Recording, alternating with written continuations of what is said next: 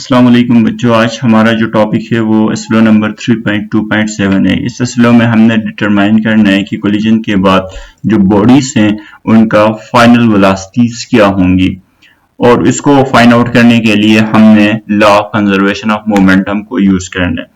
But इस slow में दो हमें पॉइंट्स बताए गए हैं कि आपने उस वक्त फाइंड करना है फाइनल वेलोसिटीज जब दोनों बॉडीज के मासेस सेम हो, और सेकंड केस में हमारे पास ये है कि दोनों बॉडीज के मासेस डिफरेंट हो। जैसे कि हमारे पास फर्स्ट केस है, उस केस में हमारे पास मेंशन ये है कि दोनों बॉडीज का मासेस सेम होना चाहिए। तो फर्स्ट केस ये है कि if the colliding objects have same masses, means body A और बॉडी बी के जो मासेस हैं वो सेम है। उसको हमने सपोज कर दिया m के बराबर ले लिया, means m1 is equal to m2 and which is also equal to m, मतलब m1 और m2 आपस में इक्वल हैं, वो हमने सपोज कर दिया m के बराबर है। तो law of conservation of momentum का फॉर्मूला हमें ये था कि m1 v1 plus m2 v2 is equal to m1 u1 plus m2 u2, means total moment sum of total momentum before collision is equal to sum of total momentum after collision था। तो हमारे पास ये law of conservation of momentum है। तो since हमारे पास जो condition है वो ये है कि m1 और m2 आपस में इक्वल है, तो इसीलिए जहां जहां m1 और m2 है वहां हमने सिंपली m पुट करना है। तो हमारे पास law of conservation of momentum कुछ इस तरह से बन जाएगा, m v1 plus m v2 is equal to m u1 plus m u2। तो यहाँ पे दोनों साइड में हमने m को कॉमन ले लिया, यहां से भी कॉमन ले लिया और यहां से भी कॉमन ले लिया। जब दोनों इसमें m कॉमन ले लिया तो हम कैंसिल आउट कर सकते हैं, क्योंकि लेफ्ट साइड पर भी m है, राइट साइड पर भी m है, तो हमने m से m कैंसिल आउट कर दिया। तो हमारे पास जो फॉर्मूला बन गया वो sum of final velocities is equal to sum of initial velocities, means collision के बाद जो सम ऑफ वेलोसिटीज होंगी वो कोलिजन के बाद सम ऑफ वेलोसिटीज के बराबर होंगी। तो हमने बॉडी ए का, अगर हम उसमें बॉडी ए की फाइनल वेलोसिटीज फाइंड आउट करनी है, बॉडी ए की मींस विच इज v1, तो हमने यहां से v2 को राइट साइड पे भेज देंगे और हमारे पास फार्मूला जो बन जाएगा वो ये बन जाएगा, v1 is equal to u1 plus u2 minus v2, क्योंकि यहाँ पे लेफ्ट साइड पर ऊपर इस इक्वेशन में लेफ्ट साइड पर v2 प्लस में था, राइट साइड पे चला जाएगा तो हमारे पास माइनस बन गया। इसी तरह हमने final velocity of body B भी फाइंड करनी है, तो उसमें भी हमने v1 को राइट साइड पे भेज देंगे, v2 को लेफ्ट साइड पे ही रखेंगे, तो हमारे पास ये फार्मूला बन गया। अच्छा, ये दोनों फार्मूले कोलिजन आफ्टर कोलिजन के लिए, आफ्टर कोलिजन ऑफ वेलोसिटीज के लिए फार्मूला है, बट यहाँ पर इस कंडीशन में जो हमने v1 is equal to u1 plus u2 minus v2 है, और सेकंड में v2 is equal to u1 plus u2 minus v1 है। तो इस केसेस में हमारे पास ये है कि दोनों बॉडीज के मासेस सेम है। अब अगर दोनों बॉडीज के मासेस डिफरेंट हो तो उसका कैसे फाइंड आउट करेंगे, तो वो हमारे पास सेकंड केस बन जाएगा। तो सेकंड केस में हमारे पास दोनों बॉडीज के मासेस डिफरेंट है, बट हमने फाइंड आउट करनी है कि सेकंड जो बॉडी ए है उसकी फाइनल वेलोसिटी फाइंड आउट करनी है। तो फॉर्मूला सबसे पहले law of conservation of momentum, sum of total momentum before and after collision is equal to same. तो यहाँ पे हमारे पास है sum of total momentum after collision is equal to sum of total momentum before collision. यहाँ से हमें body ए की वेलोसिटी फाइंड आउट करनी है, तो ये जो टर्म है प्लस m2 v2 को हमने कहा क्या करना है, राइट साइड की तरफ भेज देंगे, जो कि यहाँ पे प्लस में है, इधर आके माइनस हो गया, माइनस m2 v2।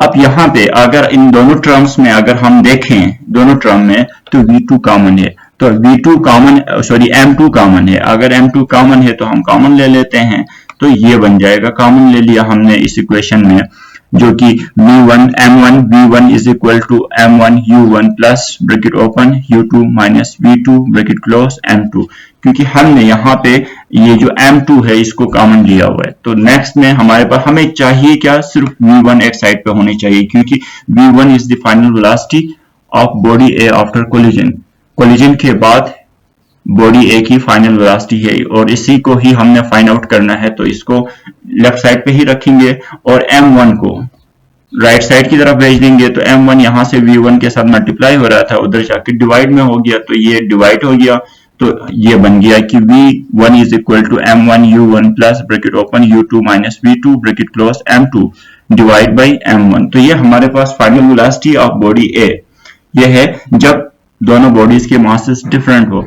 अब हमारे पास बॉडी बी की जो फाइनल वेलोसिटी है उसको भी इसी तरह ही फाइंड आउट करेंगे। सबसे पहले law of conservation of momentum apply कर दिया। अप्लाई करने के बाद हमें v2 चाप को एक साइड पे करना था, इसीलिए v2 को रखेंगे और ये वाली टर्म m1 v1 जो है उसको हम राइट साइड की तरफ भेज देंगे, जो कि यहाँ पे ऑब्वियसली प्लस में था, यहाँ के माइनस हो गया, तो ये माइनस m1 v1 चला गया, बन गया। अब यहाँ पर भी m1 v1 है और यहाँ पर भी m1 u1 है, तो यहाँ पर भी m1 है और इधर भी m1 है, तो हमने इन दोनों को रीअरेंज करके कॉमन लेना है m1 को, तो हमने रीअरेंज कर दिया m1 u1 minus m1 v1 plus m2 u2। अब कॉमन ले रहे हैं, नेक्स्ट स्टेप में कॉमन ले लिया, ये रहा कॉमन, m1 को हमने कॉमन ले लिया, तो ब्रैकेट के अंदर जो बच गया वो u1 माइनस v1। और नेक्स्ट स्टेप में हमारे पास ये हुआ कि जो m2 है उसको भी जैसे ऊपर की तरह जो हमने स्टेप में v1 को फाइंड आउट कर रहे थे उसी तरह m2 को भी यहाँ से राइट साइड की तरफ भेजेंगे, क्योंकि ये लेफ्ट साइड पे मल्टीप्लाई हो रहा था, इधर आके डिवाइड में चला जाएगा। तो ये था हमारे पास final velocity of body B after collision. तो यही हमने फाइंड आउट करना था।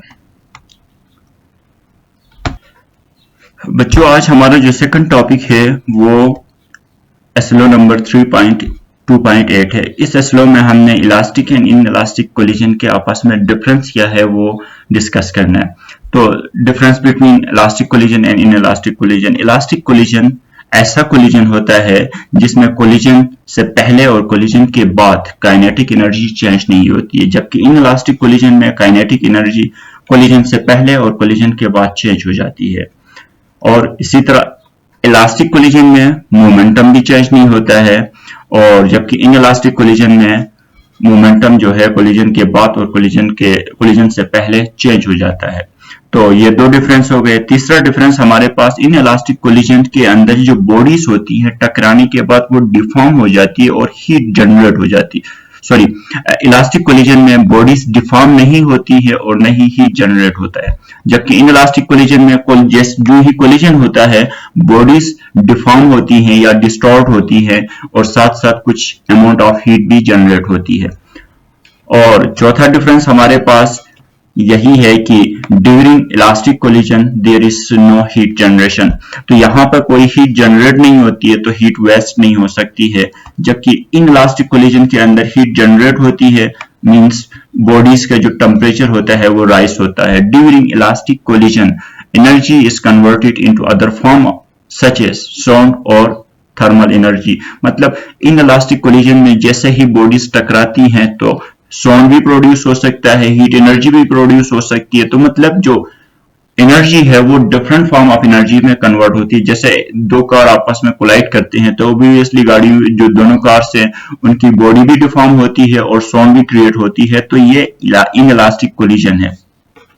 जबकि हमारे पास इसके बाद नेक्स्ट जो आखिरी डिफरेंस है द मोमेंट ऑफ, एग्जांपल को डिस्कस करना है, तो the moment of swing ball is an example of elastic collision. और जैसे इन इलास्टिक कोलिजन में कोई भी ऑटोमोबाइल्स या दो कार या एक कार और ट्रक आपस में टकराए तो वो इन इलास्टिक कोलिजन बन जाते।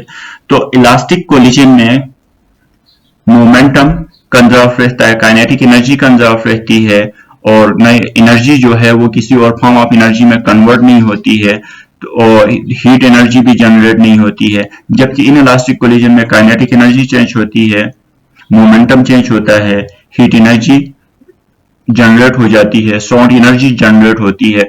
और इसकी एग्जांपल कोई भी दो कार ऑटोमोबाइल्स वगैरह आपस में जो कोलाइड करते हैं तब ये जो इनइलास्टिक कोलिजन बन जाता है। इनइलास्टिक कोलिजन में बाहर का एक्सटर्नल फोर्सेस वगैरह एक्ट करती हैं, जबकि इलास्टिक कोलिजन में एक्सटर्नल फोर्सेस एक्ट नहीं करती हैं।